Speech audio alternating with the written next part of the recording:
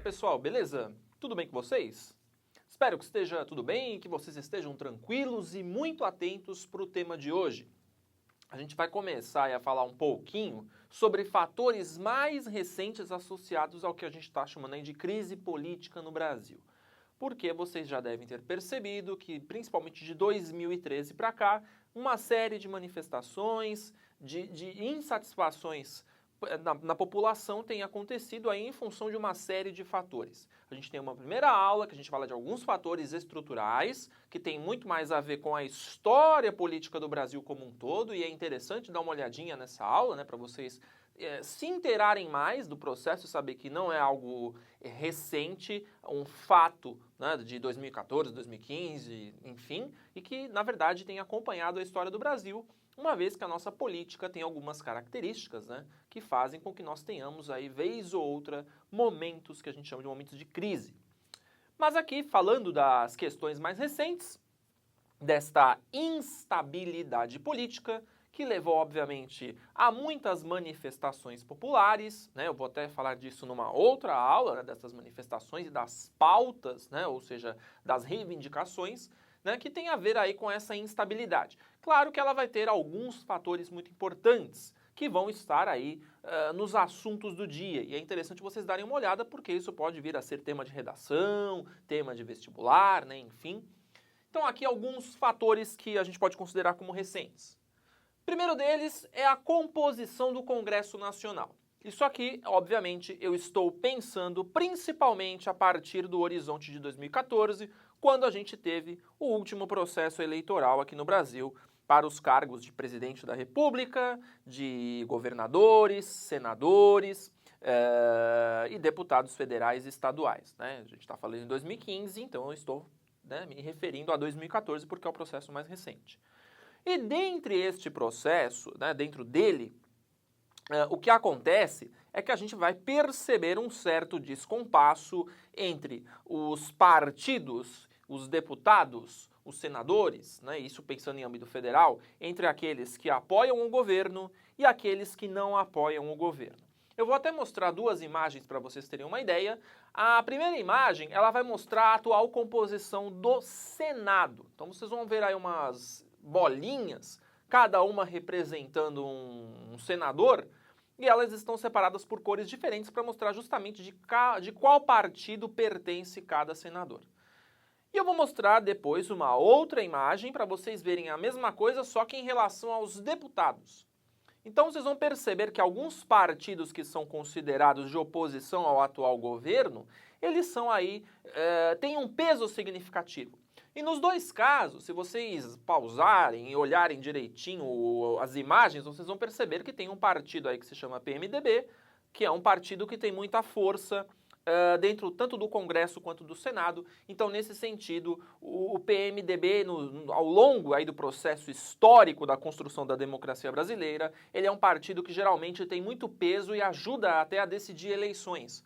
Porque dependendo do lado para onde ele estiver, né, de quem estiver no comando, ele acaba, obviamente, compondo um peso maior. E o que a gente percebe é que nessa composição aí do Congresso, partidos como o próprio PMDB, que eram partidos aí mais alinhados ao governo, isso eu estou pensando principalmente a partir de 2003, porque a gente tem uma situação de governos aí do presidente Lula, da presidente Dilma, que são governos com uma orientação mais à esquerda e, obviamente, governos aí feitos a partir aí de uma coligação entre o PT e vários partidos aliados. Aliás, o PMDB foi um partido importante em 2003 e que de uma certa forma ajudou a definir a vitória do presidente Lula. Ele aí nos últimos meses tem mudado o seu discurso. Ora sendo a favor do governo e ora sendo oposição ao governo. Até porque, lembrando vocês que o vice-presidente da República, ele é do PMDB, o Michel Temer. Ele é o vice-presidente, a Dilma é a presidente. Então, percebam que essa instabilidade, por exemplo, no caso do PMDB, e é claro, o aumento da oposição de partidos que não aceitam as posições do governo, isso cria uma instabilidade.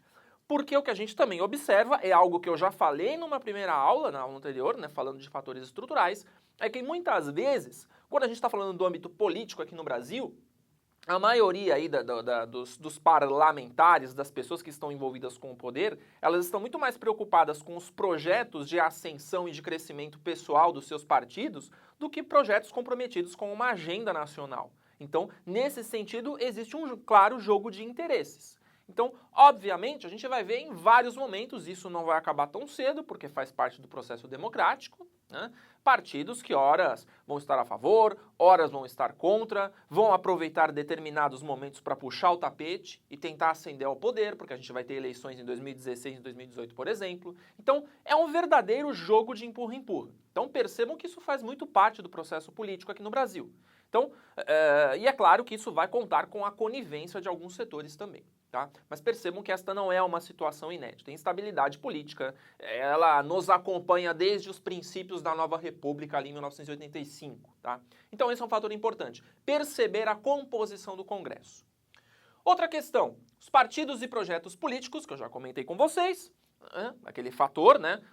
Nós não temos aqui no Brasil ainda um projeto de Estado nacional, um projeto de nação, que obviamente exigiria um envolvimento muito maior de nós, enquanto sociedade, que teríamos que lutar por algumas pautas comuns, mas infelizmente nós não percebemos uma sociedade ainda politizada no sentido de conhecer os seus direitos e deveres e saber cobrar.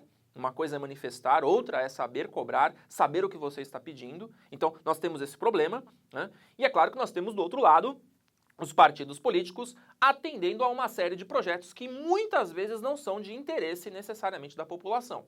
Então, você tem algumas bancadas dentro do Congresso que defendem determinados interesses que são chamados lobbies. E, na verdade, não é uma coisa exclusiva do Brasil. Isso tem no mundo inteiro. Mas, aqui no caso brasileiro, em função da nossa fragilidade social, isso acaba tomando uma dimensão mais grave. Então você vai ter algumas pessoas dentro da bancada ruralista, você tem a chamada bancada da bala, que vai defender os interesses da indústria de segurança, entre outros tipos aí de projetos que têm muito mais a ver aí com ganhos pessoais, financeiros, que atendem a determinados setores da economia. Então, nesse sentido, a gente pode chamar de projetos corporativistas e que não defendem questões de ordem maior, questões que têm a ver com a nação, com a sociedade como um todo. Né? Claro que isso não vai ser alvo de todo o Congresso. Você tem pessoas que vão trabalhar por projetos comuns da sociedade, as demandas dos seus eleitores, mas, infelizmente, esta não é uma realidade que acompanha todo o Congresso, nem todo o Senado. Tá? Então, é importante ficar atento nisso. Outra coisa, os elementos econômicos. A gente sabe que o Brasil tem sofrido bastante, por exemplo, com a crise de 2008, e a gente sente os efeitos sim, até hoje. Um dos efeitos mais recentes é a desaceleração econômica da China. Ela está desacelerando o seu crescimento. Algum momento isso ia acontecer. Eles estavam aí há mais de 25 anos com crescimento econômico de altíssimas taxas e não dá para sustentar esse modelo por muito tempo. Você teria que ter alguns fatores importantes a serem corrigidos dentro da política da economia chinesa para isso continuar, né? Então, o Brasil sofre esses efeitos da desaceleração econômica da China, dos problemas nos Estados Unidos a partir de 2008.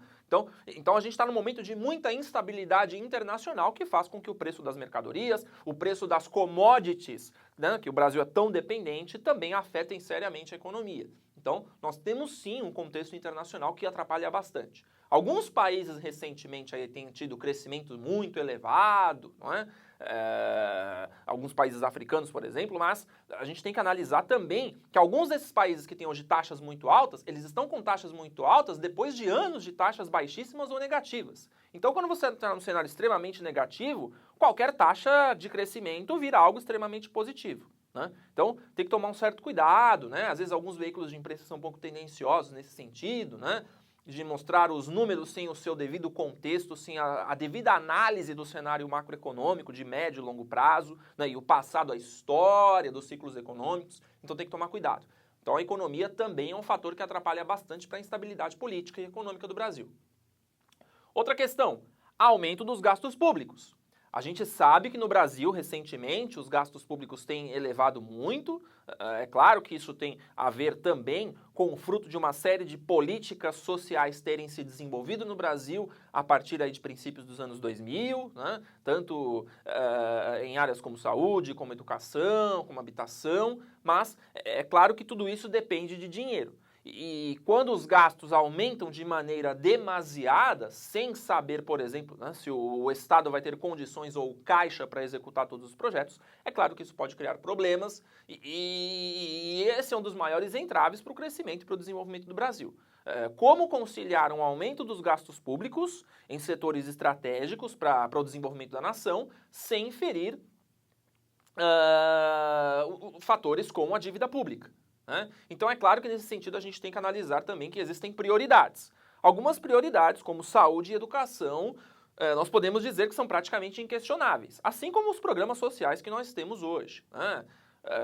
Seja através dos programas de transferência de renda, né? Seja através dos programas de concessão de bolsas para estudantes. Então são algumas pautas que têm a ver com um conjunto maior da sociedade pensando no futuro, no médio e no longo prazo, que é também algo que infelizmente não é muito comum no Brasil. Nós somos um país muito imediatista, um país muito do curto prazo, tudo tem que funcionar para amanhã.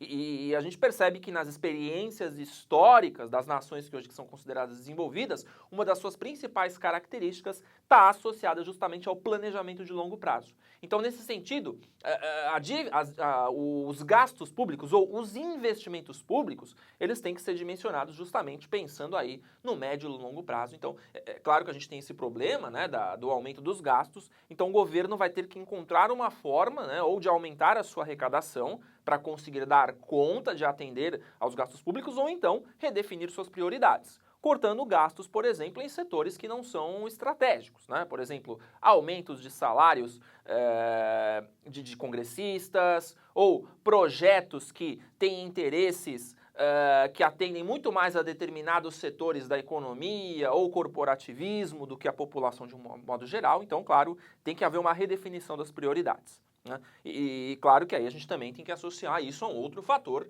que são as operações anticorrupção. Porque a corrupção, de fato, ela é um problema da nossa política, da nossa sociedade, que é algo que eu considero estrutural, né? E isso até vou comentar numa outra aula, né? Porque a gente vai falar um pouquinho das pautas, tá? Eu vou virar a lousa para a gente falar um pouquinho aí de algumas operações que estão acontecendo. A gente vê alguns fatores aí mais gerais associados à crise política mais recente, e é claro que dentre os principais fatores aí estão as inúmeras e intermináveis denúncias de corrupção, que na verdade são parte da nossa história política recente, pensando aí nos últimos 25, 30 anos, porque isso faz parte do processo de construção da democracia. Então a gente vai aí dar uma analisada em algumas operações, porque costumeiramente isso vai acabar aparecendo em provas vestibulares, redações. Então, para vocês terem uma ideia geral. Primeira delas, eu coloquei aqui a operação chamada de Satyagraha. Esse nome aí, na verdade, tem a ver com alguns dos princípios de um cara chamado Mahatma Gandhi, no processo de descolonização da Índia, que pregava, por exemplo, o não enfrentamento, a solução pacífica, né, ou a chamada desobediência civil, né, e aí acabaram dando este nome porque esse processo deveria ser, digamos assim, ao mesmo tempo que suave, entre aspas, deveria ser firme nos seus princípios para colocar na prisão os possíveis envolvidos. E a principal característica dessa operação, que vai ser deflagrada não só pela Polícia Federal, mas por outros órgãos públicos, né, como o próprio Ministério Público, ali a partir de 2004, ele tinha muito a ver com a lavagem de dinheiro e a crimes no mercado financeiro. Então, talvez aí algumas figuras muito conhecidas, vocês já devem ter até ouvido falar de pessoas do calibre de Narji Narras, de Daniel Dantas, um banqueiro, né, o Narji Narras, um investidor radicado aqui no Brasil, e que já teve envolvidos em outros episódios, né, como a crise da Bolsa do Rio de Janeiro em 89, que fez a Bolsa do Rio passar por sérios problemas a ponto de não se recuperar mais, tanto é que depois essa bolsa acabou ficando relegada a um segundo plano e São Paulo acabou ficando como a principal bolsa de valores do Brasil. Então, são pessoas ligadas aí ao mercado financeiro, a banqueiros, empresários do setor financeiro, envolvidos em uma série de denúncias de corrupção. E esse envolvimento aqui tem como uma das principais características o recebimento de informações privilegiadas para conseguir, por exemplo, comprar ações próximas a momentos em que essas pessoas sabem que essas ações vão se valorizar. Exemplo disso aí está nos anos 90. Vocês sabem que durante os anos 90 foi iniciado um processo de privatização de algumas empresas estatais, né, do setor de telecomunicações, do setor de energia, enfim. E aí, nesse momento, algumas pessoas, né, entre elas o próprio Daniel Dantas e outros empresários, outras pessoas ligadas ao setor financeiro, tinham, né, informações privilegiadas de que essas empresas possivelmente seriam estatizadas. Então, é claro que a gente sabe que receber informação privilegiada antes dos outros se configura num crime, porque você não cria condições iguais de concorrência durante um processo de privatização. Então, nesse sentido, esses empresários acabaram ganhando muito dinheiro tendo informação antes do que os outros.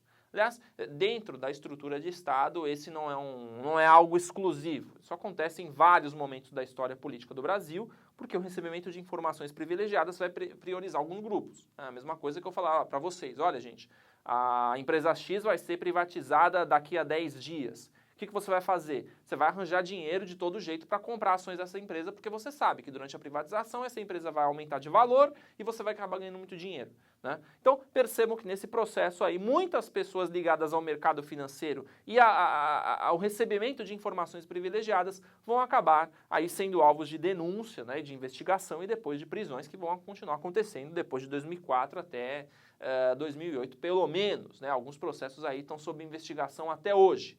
Muitos deles porque pessoas que estavam envolvidas nessa operação aqui também estão aí sendo investigadas por outras operações, como, por exemplo, a do chamado mensalão, que também é uma palavra que está aí na mídia. Esta palavra aí tem muito a ver com a divulgação de algumas informações, de algumas gravações telefônicas, feitas aí por alguns órgãos de imprensa, né, que obviamente não se configuravam, né, em uma denúncia formal, mas apenas uma denúncia de jornal, de revista, enfim, e que depois aí, no decurso do processo, outros personagens foram aparecendo, entre eles um deputado que talvez vocês também já tenham ouvido falar, chamado Roberto Jefferson, né, que denunciou foi uma das pessoas que depôs confirmando, né, esse esquema de compra de votos de parlamentares, né?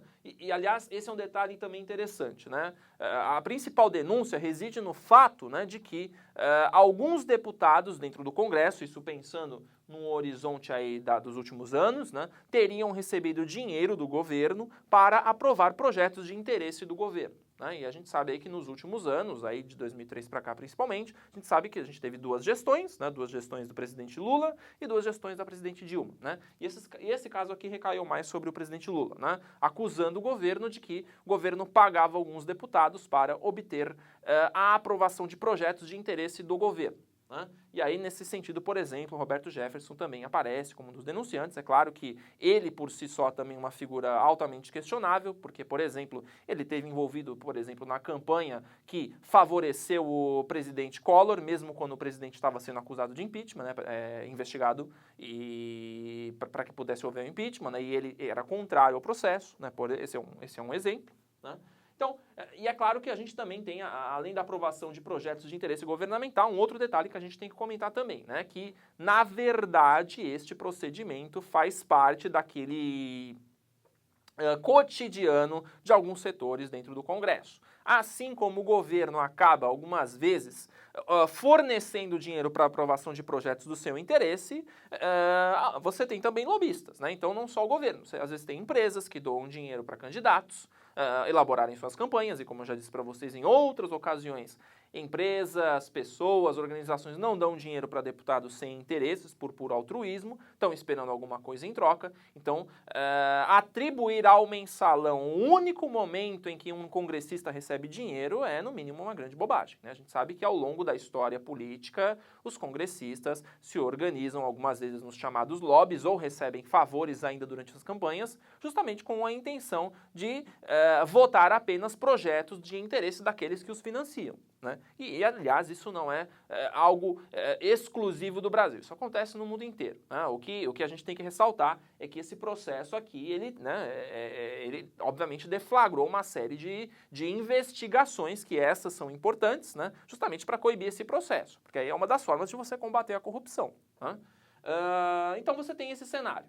E uma outra questão aqui associada a uma operação mais recente, que é a Operação Lava Jato, né? Que também aí é um nome que está muito na mídia e que, na verdade, tem a ver com algumas empresas que foram objeto de lavagem de dinheiro, né? Especialmente postos de gasolina, né? Você tem postos de gasolina e lava-rápidos, que acabaram sendo alvo dessa lavagem de dinheiro, então por conta disso até a Polícia Federal começou a chamar de Operação Lava Jato, né? Então você tinha muito dinheiro aí de lavagem aplicado aí em empresas de fachada, laranjas, né? E a principal característica, além da lavagem de dinheiro, você tinha também o tráfico de influência, ou seja, pessoas recebendo informações privilegiadas de setores dentro do governo, né? E que poderiam ganhar dinheiro tendo acesso a informações privilegiadas, por exemplo, né, através aí de empresas estatais como a própria Petrobras, né?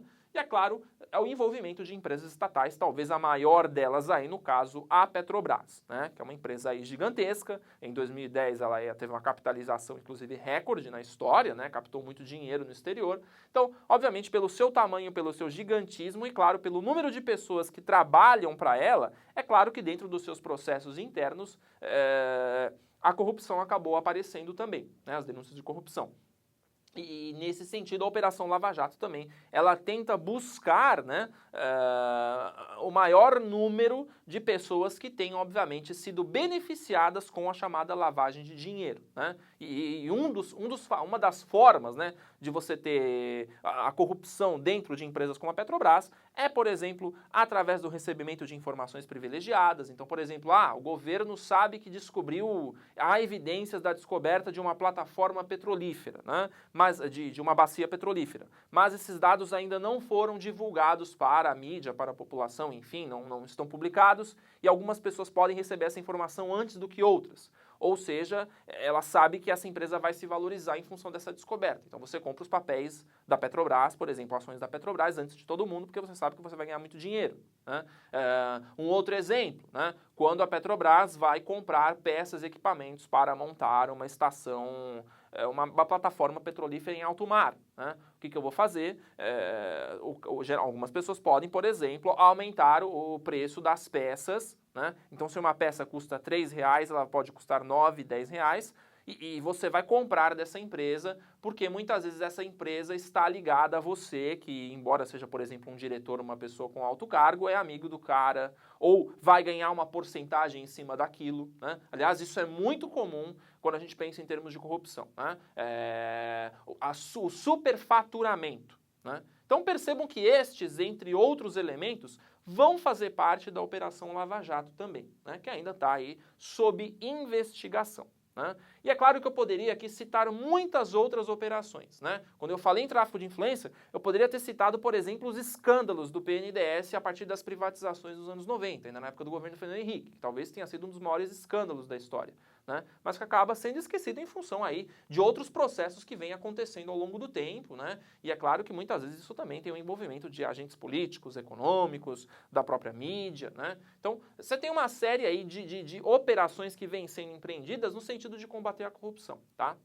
Então aqui, gente, é só um panorama geral, né, dessas muitas operações. A gente não tem tempo hábil, a gente teria que montar um curso só para falar de cada operação, porque são muitos detalhes. Então o que eu recomendo a vocês, né? Dá uma olhadinha em sites como o do Tribunal Superior Federal, Eleitoral, desculpa, do Ministério Público, eles têm páginas específicas da divulgação dos dados sobre essas operações. Procurem também sites simples, como o da Wikipedia, né? Sites, blogs que expliquem o que significa cada operação, né? E tentem comparar e pesar as informações, né? Porque vocês sabem que muitas vezes as informações estão carregadas de juízo de valor, né? Então, a gente aqui tenta ser o mais isento possível, né? Apenas para vocês entenderem o que significa cada operação de uma forma geral, né? Mas aí, por ser uma aula de atualidades e por envolver atualidades, parte do processo envolve a obrigação que vocês têm também de consultar outras fontes. Porque o vestibular exige isso, você tem que ter várias leituras, né? Eu não detenho todo o conhecimento aqui para vocês, se eu pudesse eu transmitiria ele todo para vocês, né? Mas parte do processo de vocês mesmos é ir atrás da informação também, além do que a gente ajuda vocês, tá bom? Espero ter, por enquanto, ajudado vocês aí em mais este assunto. Espero que vocês continuem nos acompanhando e continuem sendo cidadãos conscientes. E claro, espero vê-los numa próxima oportunidade, tá bom? Até mais!